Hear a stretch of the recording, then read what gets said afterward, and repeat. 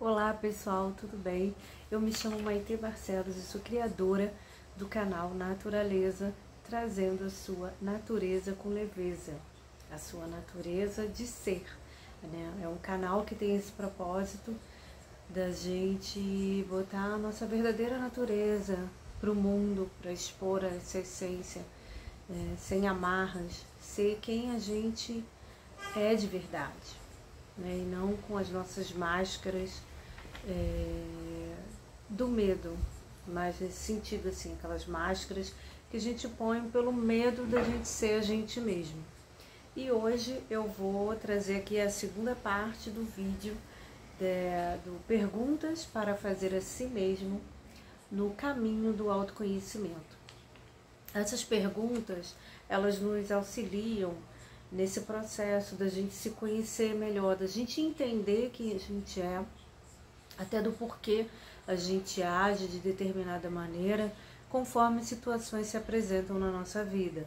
Porque não é o que nos acontece, sim como a gente lida com aquilo. Então, quando a gente volta, né, no nosso passado ou até no passado recente e a gente observa a forma como a gente age, a gente começa a se conhecer do porquê, dos gatilhos que muitas vezes disparam na gente através de determinadas situações, com pessoas, né, do tipo de pessoas que vêm, nos apresentam, a vida nos traz para a gente justamente aprender mais sobre nós mesmos através desses espelhos que a vida é um reflexo nosso. E as pessoas que nós vamos nos conectando, elas revelam esses reflexos nossos, esses espelhos, a forma como nós somos de verdade. A gente se reconhece muito através da nossa convivência com a vida, com as pessoas e com aquilo que nos apresentam. Então, nessa segunda parte, eu vou fazer aqui as perguntas e, dependendo da minutagem, eu vou terminar o vídeo e depois eu faço uma terceira parte. Eu acho que fica melhor assim para o vídeo não ficar muito longo e também não ficar assim muito cansativo. E são perguntas que eu fiz ao longo do meu processo e é uma jornada eterna, né? O autoconhecimento, ele não acaba, ele é eterno, principalmente porque o corpo ele vai padecer, o corpo vai envelhecer, se a gente tiver o privilégio, né, até de chegar, né, numa certa idade, o corpo vai envelhecer, vai morrer e nosso espírito, a consciência de existir vai sair desse corpo. E a gente vai continuar no plano astral aprendendo sobre nós mesmos. Vamos continuar no processo do autoconhecimento. Então, uma primeira pergunta aqui, né, continuando, né, o vídeo, desculpa, na parte 2, a quinta pergunta, porque eu terminei na quarta pergunta no outro vídeo, quais são os meus valores? Quais são os meus valores perante tudo, na vida? Como eu enxergo a vida? O que é importante para mim? Né? E dentro desses valores a gente coloca, né, assim, quais são os valores inegociáveis para mim, né, para eu poder me manter em situações no geral da vida. E quais são essas situações, né? Estão relacionadas à parte pessoal, à parte profissional e à parte emocional, sentimental. E dentro dessa parte pessoal, ela vai englobar no geral, as minhas relações no geral, de uma rotina, né? A minha relação com as pessoas que eu vou me relacionando ao longo de uma rotina normal. Por exemplo, se você mora num prédio, o zelador, o porteiro, o seu vizinho, os vizinhos, as pessoas que você passa ao longo, vai andando na rua ou no seu trajeto até onde do seu destino ali, na rotina do seu dia a dia. Quais são os seus valores em lidar com a sua educação, em lidar com as pessoas, né? Se você é uma pessoa gentil, se você não se importa com isso, as pessoas que vão te atender, vão te oferecer os serviços ali do que você precisa, né? O caixa do mercado, do estabelecimento que você for, enfim, é esse tipo de relação. Quais são os seus valores perante isso e até a sua forma de agir em relação a isso. É importante a gente observar como a gente é nessa troca com o outro. Na parte profissional, não preciso nem falar quais são os seus valores na sua parte profissional, as pessoas com quem você se relaciona profissionalmente, né? Quais são os valores que você prioriza, que são inegociáveis para você se manter numa relação profissional. As atitudes do outro e as suas atitudes também, o que te mantém nesse tipo de relação profissional, né? Você consegue separar determinadas atitudes da pessoa, assim, para não levar para o seu pessoal, e também até questão de integridade e honestidade do outro. Você vai fazer uma parceria com uma pessoa que você sabe que ela não é assim tão confiável, vamos, né, assim, enfim, aí você vai elaborar isso dentro de você. E da parte emocional, obviamente, a gente tem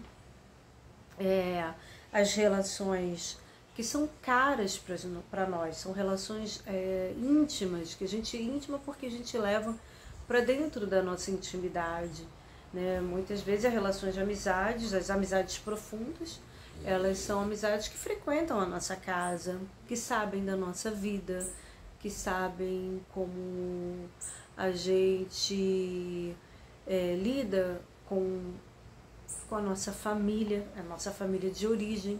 Mas se você é uma pessoa que já mora com alguém, já é casado ou está num relacionamento e pensa em formar uma família com essa pessoa, ela é a família que você vai construir, não é a sua família de origem. Então, quais são esses valores nessa sua família de origem que mantém você com relações positivas e também aquelas relações que você aprende sobre as pessoas e você não precisa conviver, mas por uma boa convivência você acaba tolerando, mas você sabe quem é a pessoa. Você sabe que você pode, assim, bem ou mal, esperar. Então você não vai se decepcionar, porque você já sabe como é que é aquela pessoa perante a vida, como ela lida, quais são os valores mais ou menos que ela tem. Então, dentro de família, tá? Porque a gente escuta muito aquela família é a base, família é tudo. E não é bem assim, porque tem pessoas que nenhuma família é perfeita e tem pessoas que realmente nascem em lares assim muito complicados, doloridos, e a gente não tem como julgar e falar, a gente não pode julgar nada. Então cada um vai saber da sua realidade, de como é a sua família para você, a sua família de origem, tá? O núcleo familiar, pai e mãe, e se tiver irmãos, os avós e aquela galera toda que vem, tio, primo, tia e o primo do primo, e enfim. Todo esse clã aí, né, vamos dizer assim, que é a nossa família de origem. Então, a família, ela não é perfeita, não existe família perfeita, mas nós nascemos na família que nós precisamos ter os ensinamentos que só nessa família que a gente nasce a gente vai ter esses ensinamentos, e cabe a nós aprendermos ou não esses ensinamentos. Então, quais são os seus valores diante disso tudo?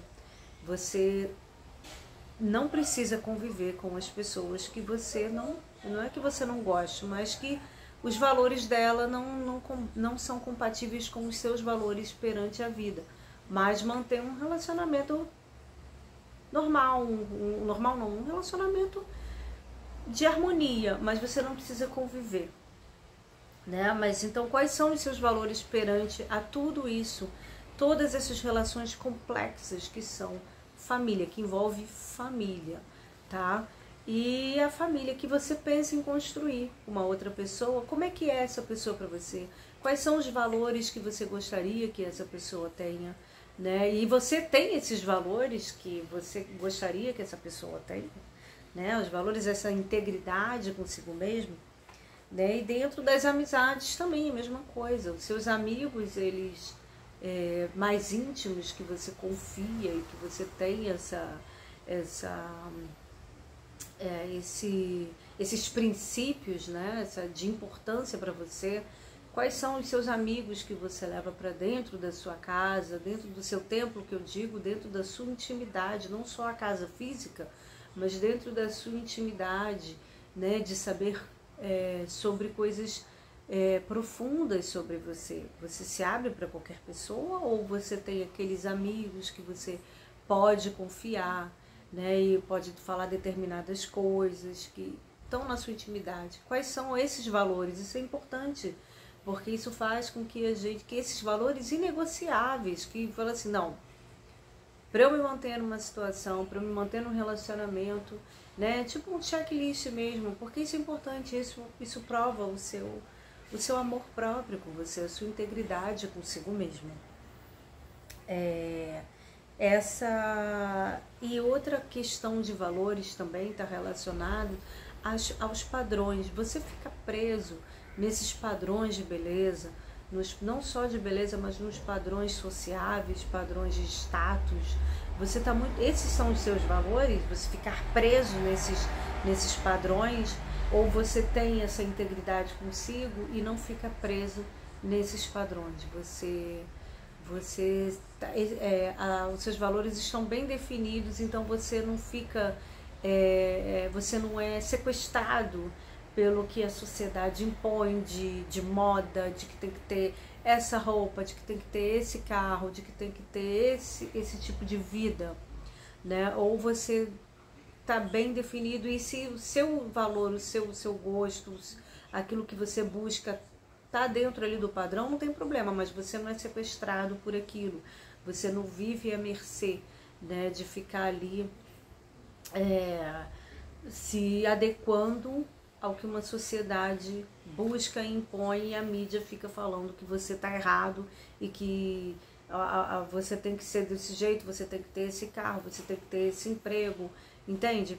Você está nesse modo, ou você está no modo livre de você ser quem você realmente gostaria de ser e buscar ter aquilo que você gostaria de ter, mas que não seja por uma obrigação desses padrões.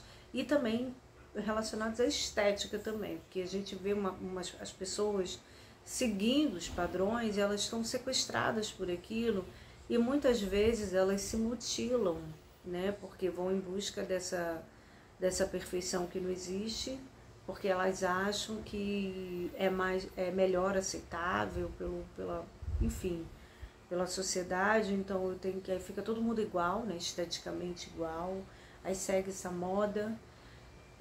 Tem um programa no canal I que fala muito sobre, eles corrigem o doutor Dubrow e o Nassif, Dr. Nassif, eles são cirurgiões plásticos e eles são especialistas em corrigir erros, né, de cirurgias plásticas mal sucedidas, e que pessoas quase morrem, ficam com deformidades graves e sérias, porque se elas tivessem o discernimento, né, de não entrar nesse padrão, de fazer algo assim com qualquer pessoa, e às vezes você vai até num cirurgião, né, que é bem conceituado, e aquilo acaba dando errado. Mas a questão a necessidade você precisa realmente disso? Isso vai ser bom para você? E você entender o porquê daquilo para você, né? E não sair fazendo uma cirurgia porque está na moda, porque eu tenho que ser assim, porque eu tenho... Não, é importante primeiro trabalhar o lado emocional, buscar uma terapia mesmo, um psicólogo, psiquiatra, e ver também os terapeutas holísticos que podem te ajudar nisso. E aí, se você realmente decidir, não, eu quero fazer essa cirurgia, é diferente. E tem também as cirurgias que são extremamente necessárias, né? Não é só uma questão de estética, mas que vai contribuir muito para a vida daquela pessoa. Então, não existe... o radicalismo é muito complicado, então é importante que você tenha esse discernimento de equilibrar, né? O caminho do meio é justamente o equilíbrio, né? A cirurgia plástica é extremamente importante, ela é fundamental, mas é fundamental quando realmente for necessário ser feita, sabe? E a terapia é fundamental. Acho que se todo mundo pudesse fazer terapia, buscasse realmente se conhecer, fazer terapia, o mundo seria assim, muito melhor. Mas graças a Deus isso está mudando, as pessoas estão tendo mais consciência e estão buscando a terapia. E agora vamos para a pergunta 6, que é o que importa para mim e que tem muito a ver com a pergunta 5. Se você vê todas as perguntas que eu coloquei aqui, que eu decidi colocar, elas todas estão interligadas. Uma vai ajudando a responder a anterior. Então, o que importa para mim? Qual o meu objetivo de vida? Eu tenho sonhos e metas? Quais são os meus propósitos de vida? Então, o que importa para mim? Você vai ver o que é importante para você, né? E qual o meu objetivo de vida? O que eu gosto? O que me faz, né, acordar todo dia feliz? Quais são os meus objetivos de vida? Eu tenho sonhos e metas? Quais são esses sonhos e metas? Escreva esses sonhos e metas para você entender o que você está buscando na sua vida, né? Quais são os meus propósitos de vida, sabe? Os seus propósitos de vida, eles estão muito relacionados aos seus valores de vida, né? Você trabalha para quê? Por que você trabalha? É só pelo dinheiro ou tem um propósito maior em você fazer o que você faz? Né? Você gosta do que você faz? Existe um propósito nisso? Tá? Pergunta 7. No que eu acredito? Como eu vejo a vida? Eu vejo a vida para um lado mais positivo ou eu vejo a vida para um lado mais negativo? Né? Eu acho um inferno existir, eu acho um inferno estar aqui, ter nascido, ou eu acho uma grande oportunidade de aprendizado para o meu espírito, né? Se a gente soubesse o quanto que antes da gente entrar num corpo físico, a gente pede para voltar, para poder aprender e resolver e todo esse processo que é a encarnação, a gente aproveitaria muito mais essa experiência, principalmente se você nasce numa condição boa, numa condição saudável, que eu digo condição boa, não só, né, numa estrutura financeira, de você nascer num lar mais próspero, mas mesmo que você não nasça, mas você goza de uma saúde maravilhosa, se você tem saúde, disposição física, você tem uma cognição, tudo isso é um privilégio imenso, tanto que você vê pessoas que nascem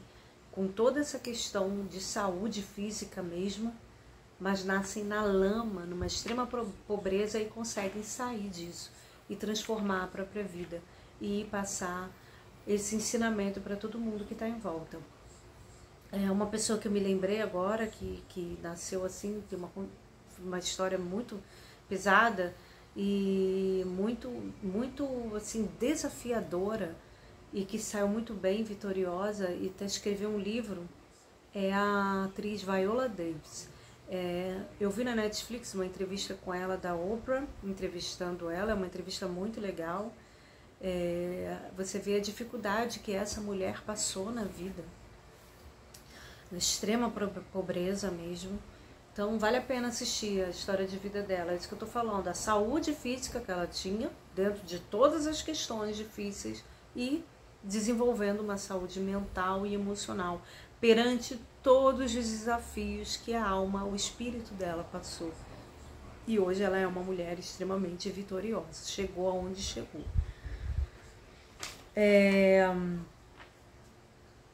E a 8ª pergunta, que já uma pergunta que é bem filosófica, eu vou deixar para um outro vídeo. Eu vou fazer agora essa pergunta 9, que eu gosto muito. No próximo vídeo eu faço a pergunta 8, que ela é uma pergunta mais filosófica, mais profunda, e eu prefiro deixá-la para um outro vídeo.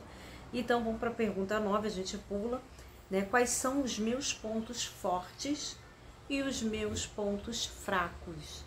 Então eu preciso enxergar isso. É importante que eu enxergue as minhas sombras para eu poder conhecer a minha luz, né? Eu só posso a vida, nós somos esses dois lados. Nós não somos só aquilo que a gente acha que é o nosso lado bom. A gente precisa se aceitar e encarar aquele lado que não é perfeito. Nós não somos perfeitos. E esse lado que não é tão bom assim, que a gente considera ruim, esse lado foi o lado que também nos trouxe até aqui.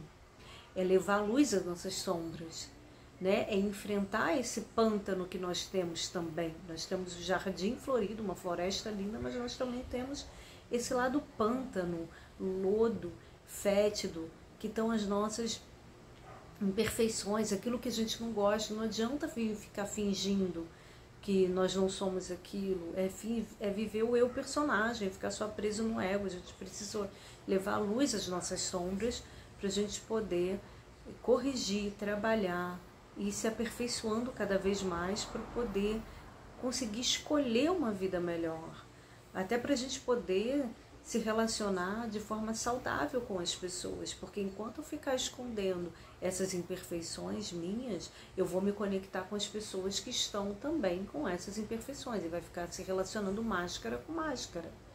E por isso que não dá certo, a gente cria relações que não são saudáveis e a gente não acaba não se conhecendo de verdade e vivendo uma mentira, vivendo um eu personagem. Então, quais são esses meus pontos fortes?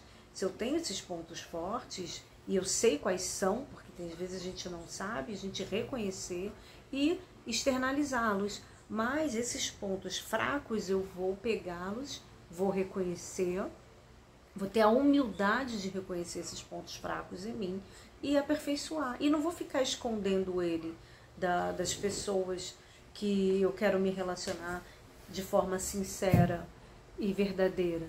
Né? A gente precisa ter essa humildade, sair desse modo da arrogância, de ficar escondendo a nossa verdade de nós mesmos, porque isso também não dá a gente a oportunidade da gente se relacionar com pessoas verdadeiras, com pessoas que vivem a verdade da vida, que não ficam se escondendo, né?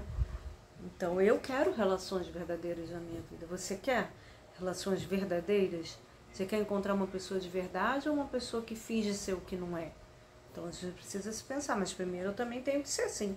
Eu tenho que ser uma pessoa verdadeira, eu tenho que expor a minha verdade. E isso não é fraqueza.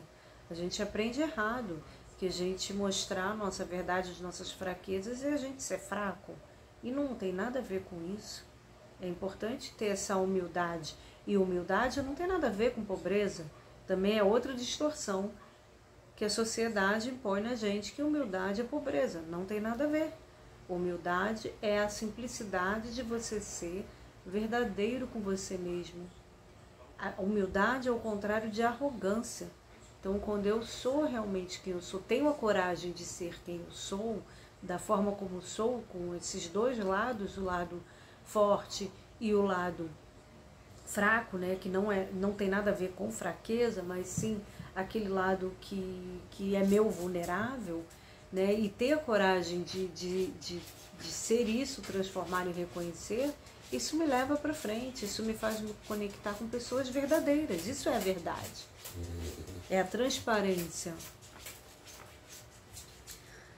E eu vou finalizar aqui com uma pergunta, que tem uma palestra do Gasparetto, que eu gosto muito dele, que fala assim, ele tem uma palestra que a pergunta é exatamente essa: quem é você para você? Quem é você para você? Quem você é para você? Essa pergunta não é tão fácil assim. Será que você sabe quem é você para você? Você. Quem você é para você? Olha só como também é uma pergunta bem filosófica que eu vou trazer junto no próximo vídeo com a 8. Mas eu já deixo ela aí. Se você tiver interesse de fazer e responder essas perguntas, são perguntas extremamente importantes, porque a gente às vezes fica muito voltado para fora, tem que fazer tudo para os outros. E não está errado fazer as coisas para os outros, mas você tem que ter o discernimento para quem você vai fazer, do porquê que você está fazendo, né? E se você, tudo que você quer oferecer para as pessoas de bom, você também está oferecendo para você. Porque você só pode ser para o mundo e para as pessoas que você ama e para todas as coisas, todos os tipos de relações na nossa vida, a gente só pode ser aquilo, a gente só pode dar aquilo que a gente é para a gente mesmo, aquilo que a gente se dá. Eu não posso estar num relacionamento e exigir que o outro me dê aquilo que eu não me dou. Então é desse vazio que partem todos os problemas, porque eu começo a querer projetar no outro aquilo que está faltando em mim, tá bom? Então esse é o equilíbrio, né, da vida. A gente precisa ter um discernimento do caminho do meio, porque todo o excesso revela uma falta, né? E começa principalmente pela falta da gente com a gente mesmo. Parar de buscar fora aquilo que está dentro. Então essas são algumas das perguntas, que ficou a parte 2, que é importante para a gente fazer para si mesmo no nosso caminho do autoconhecimento, que é um processo que é para a vida toda, até além da vida, tá? Ali eu coloquei, né? Ali eu tô aqui hoje, a Nina tá ali dormindo, que foi até de um outro vídeo que eu fiz, ela derrubou o tripé, porque ela tava na cama, assim, aí ela bateu, derrubou, enfim. Mas é isso, gente. Fique com um grande abraço. O vídeo já ficou aí 26. A minha proposta era fazer um vídeo assim de 25 a 20 minutos. E não, eu vou fazer a parte 3 e vou trazer mais outras perguntas, tá bom? Fique com um grande abraço. Espero que vocês tenham gostado.